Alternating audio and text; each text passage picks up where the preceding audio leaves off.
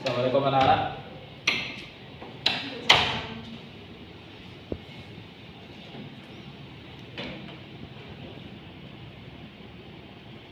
Assalamualaikum warahmatullahi wabarakatuh. Waalaikumsalam warahmatullahi wabarakatuh.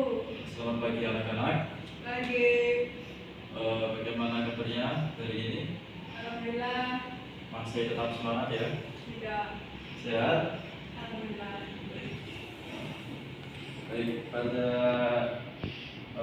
pagi hari yang cerah ini kita akan membahas suatu materi berjudul gerak jatuh bebas. Nah, apa sih gerak jatuh bebas itu?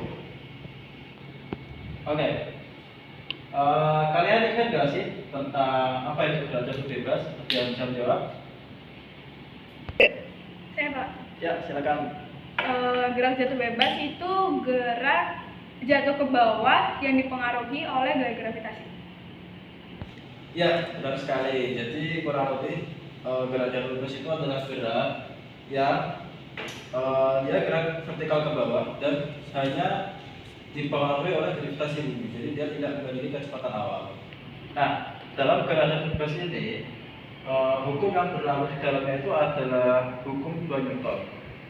Bunyi hukum 2 Newton tentang gerak adalah percepatan suatu benda yang ditimbulkan oleh gaya yang bekerja pada suatu benda berbanding lurus dengan besar gayanya dan berbanding terbalik dengan massa benda tersebut. Secara matematis, hukum 2 Newton dinyatakan dengan sigma F sama dengan M kali A.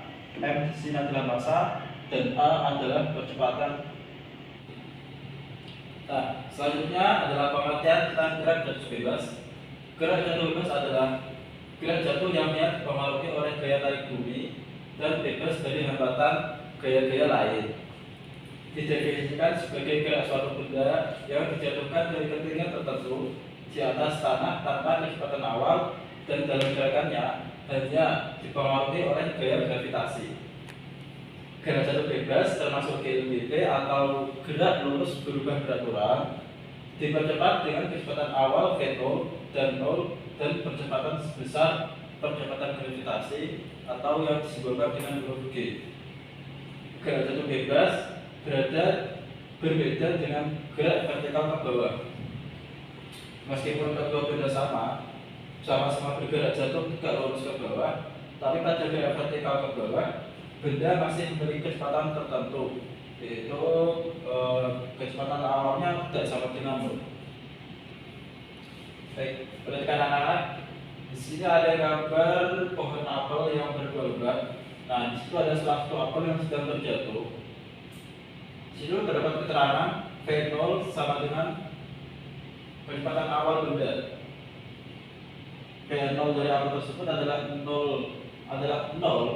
sedangkan Vt adalah kecepatan benda saat t sekon, dan h di situ adalah ketinggian benda dan t sebagai waktu dan g adalah percepatan gravitasi dalam meter per sekon kuadrat. Nah, selanjutnya coba kalian analisis dari gambar apel yang terjatuh tersebut.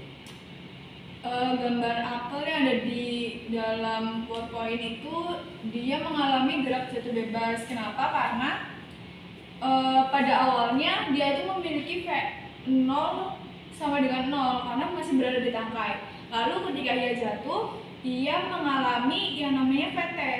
Vt-nya itu berubah tidak sama dengan 0. Lalu dia juga Vt itu dari mana? Dari ketinggiannya. Dan gaya gravitasi di situ tetap di. Ya, benar sekali. Jadi gerak jatuh bebas ini memiliki rumus-rumus tertentu, yaitu ada yang nah, rumus-rumus dari gerak jatuh bebas ini bisa dilihat dari di depan.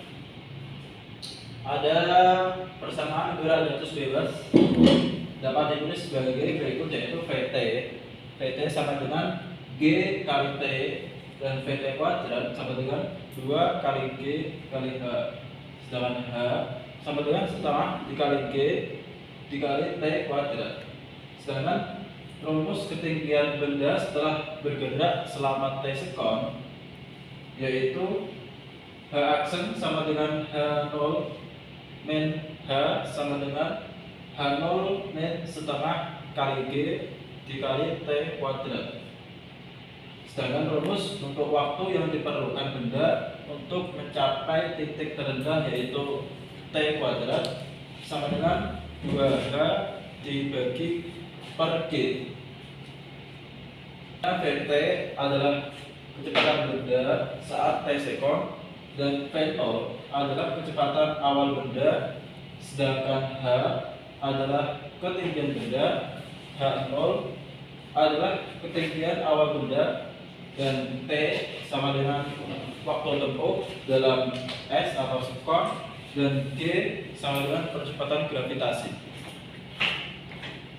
Nah, setelah melihat gambar buah apel tadi, silakan selidikilah gambar buah apel yang jatuh dari pohonnya, lalu analisis apa saja yang mempengaruhi gerak jatuh bebas pada buah apel tersebut. Jadi yang berpengaruh dalam apel yang jatuh dari pohonnya itu menurut saya gaya gravitasi, ketinggian, dan juga waktu. Kenapa? Karena untuk mencari dari gerak jatuh bebas itu V sama dengan akar 2GH, yang mana artinya G dan H di sini tuh berpengaruh untuk dicarinya gerak jatuh bebas tersebut. Dan sementara T di sini itu dipengaruhi oleh G sama H itu. Nah, tadi kan disebutkan bahwasanya Vt itu sama dengan G kali T. Terus H aksen juga sama dengan H0 dikurangi H sama dengan H0 min setengah G dikali T kuadrat. Yang mana apabila kita sudah menemukan salah satunya, sudah menemukan G sama H ini, maka kita bisa mencari apa itu T. Jadi menurut saya yang berpengaruh dalam gerak jatuh bebas itu gaya gravitasi, ketinggian, dan juga waktu. Ya, bagus. Analisisnya sepertinya sudah tepat ya, dan penyelidikannya sudah benar. Jadi apa kesimpulan dari analisis dan penyelidikan kalian? Coba disimpulkan. Jadi gerak jatuh bebas. Jadi kesimpulannya menurut saya itu gerak jatuh bebas adalah gerak turun vertikal ke bawah yang dipengaruhi oleh gaya gravitasi yang termasuk GLBB yang mana dia itu memiliki kecepatan 0 dan nanti V1-nya itu tidak sama dengan 0. Lalu gerak jatuh bebas ini dipengaruhi oleh gaya gravitasi, ketinggian, dan juga waktu. Dengan tadi rumus-rumus Vt sama dengan GT, aksen sama dengan. Ya, tepat sekali. Jadi kurang lebih kesimpulannya adalah salah satu penerapan hukum Newton adalah GLBB dipercepat tentang gaya jatuh bebas yang didefinisikan sebagai gerak suatu benda yang dijatuhkan dari ketinggian tertentu di atas tanah tanpa kecepatan awal dan dalam gerakannya hanya dipengaruhi oleh gaya gravitasi. Ya, oke, begitulah materi tentang gerak jatuh bebas yang dapat Bapak sampaikan. Kurang lebihnya mohon maaf dan terima kasih sudah mengikuti pelajaran dengan baik. Baik, untuk mengakhiri pembelajaran pada hari ini, mari kita tutup dengan membaca doa dimulai. Doa selesai.